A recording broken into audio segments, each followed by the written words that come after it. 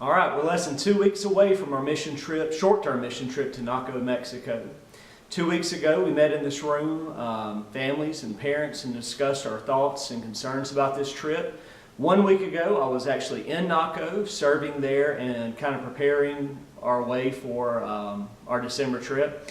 And after praying and processing the event, I want to share with you just some of the things that I've learned while I was down there in Naco.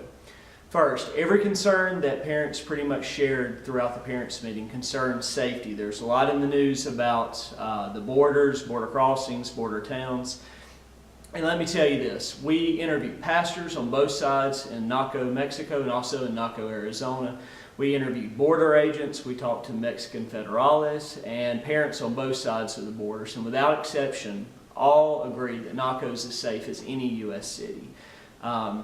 Along with the other groups, one of my college buddies and a couple of seminary interns. We walked the streets in the day and the night. We traveled frequently back and forth across the border getting supplies that the orphanage needed for some repairs. We traveled between cities in Mexico. We ate in the restaurants at night. We ate in restaurants during the day, street vendors. We bought groceries and building supplies in stores there in Mexico. And all of those without incident. So in regards to safety, I feel confident there's no unnecessary risk involved in this trip. However, I cannot now nor on any trip, and I will not promise anybody safety on any event. It's just impossible, whether we're serving here in Gulfport or serving in Naco as well. Our mission statement says that we glorify God by being discipled and making disciples of all peoples. Each of us are created for God, and each of us are responsible to God. And by us, I'm talking about parents, students, and also this church. For a church, we're responsible for making sure that we're accomplishing God's mission for us here on this earth. And we're called to equip and encourage students, families, and all members of the church as we are heading towards that task. Parents, you've been given a great responsibility and a great gift in your child, and you are the primary disciplers in your children's life.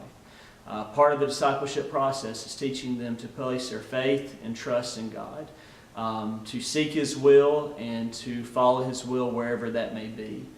Students, God's calls you to submit yourself to your parents, to trust them, to obey them, and to honor them just as you trust, obey, and honor God. Knowing that God's called us into a partnership and each of us have roles to play, I want to say that without any hesitation whatsoever, I know that God is leading us as a student ministry here to form a long partnership with Casa Hogar Emmanuel there in Naco and the town of Naco for long-term missions and ministry there in the city.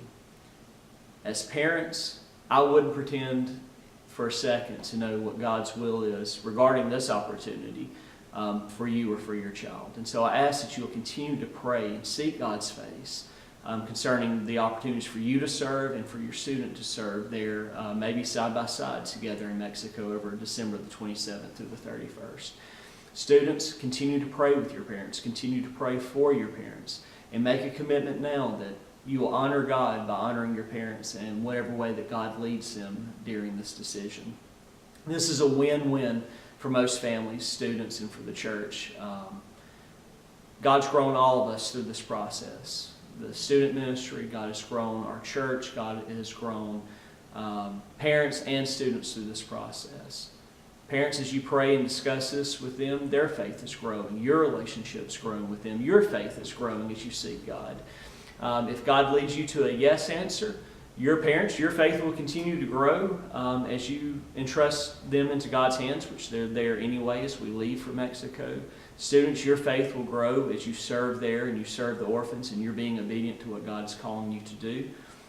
And if God leads you to a no answer, parents, this will grow your faith as well. Students, this will especially grow your faith as you learn to submit, even sometimes when it's difficult, to your parents, and placing your trust that you know that they prayed through this and that God has led them to this decision. And so you will honor God by honoring them in this. And so you'll grow.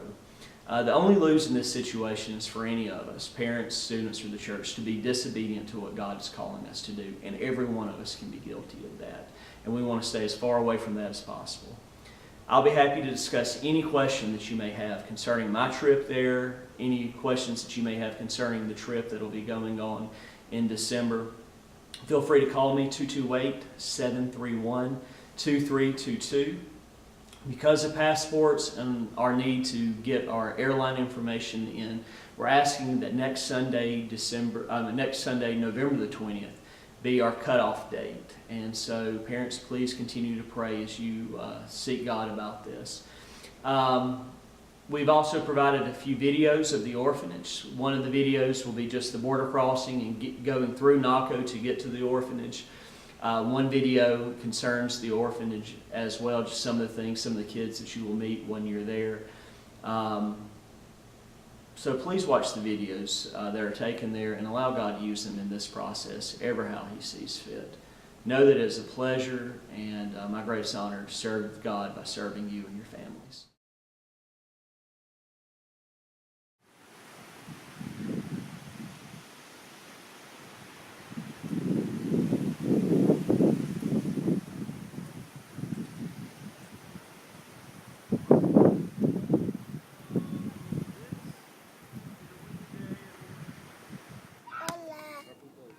Hola. There, smile, smile, smile. Come on. Hola. Say hola. Hola! Say hey.